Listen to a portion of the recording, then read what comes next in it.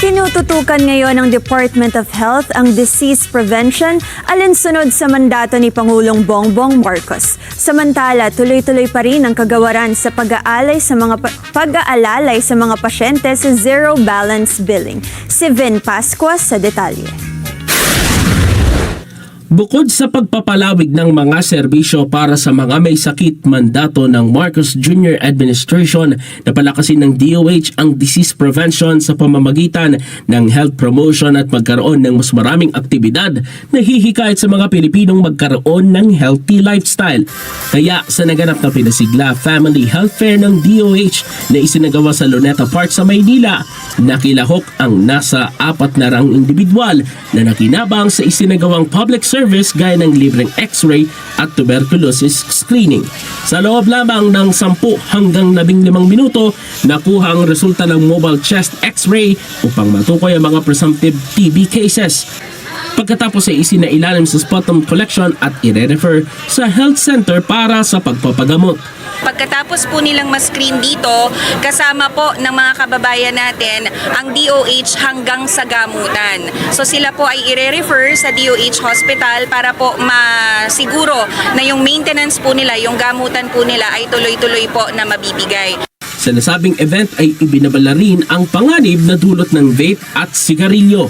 Binigyang din ng DOH ang matinding epekto sa kalusugan ng pagbe-vape at paninigarilyo, lalong-lalo na sa mga kabataan.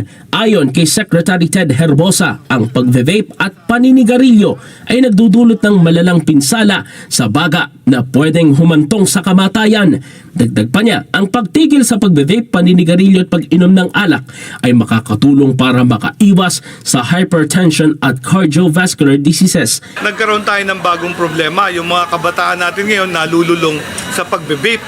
At batang-bata, dapat dun sa vape law natin, 18 and above lang ang pwede mag-vape. Pero kayo, tanungin ko kayo, madami kayo nakikita mga bata, naka-uniform pa ng grade school at may nakasabit na sa kanilang leeg na vape instrument. Ano?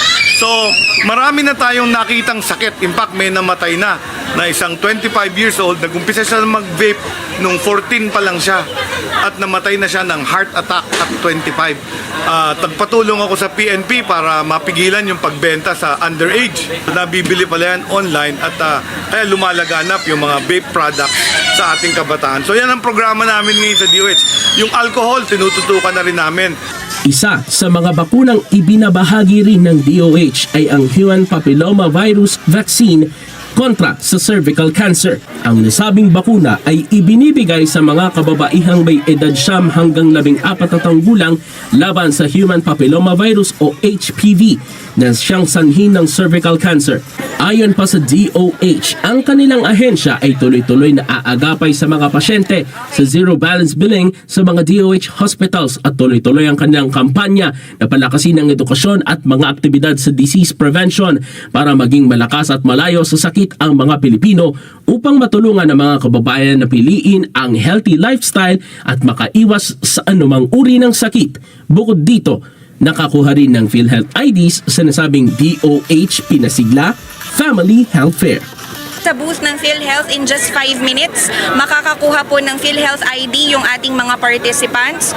Kailangan po yung PhilHealth ID, lahat po tayo ay miyembro ng PhilHealth, pero kailangan po natin yung PhilHealth ID sakaling mangailangan na po tayo ng benepisyo mula po sa isang ospital na paggagamitan po natin nung coverage. Vin Pascua para sa mata ng Agila. Batatag, batapang, batapat.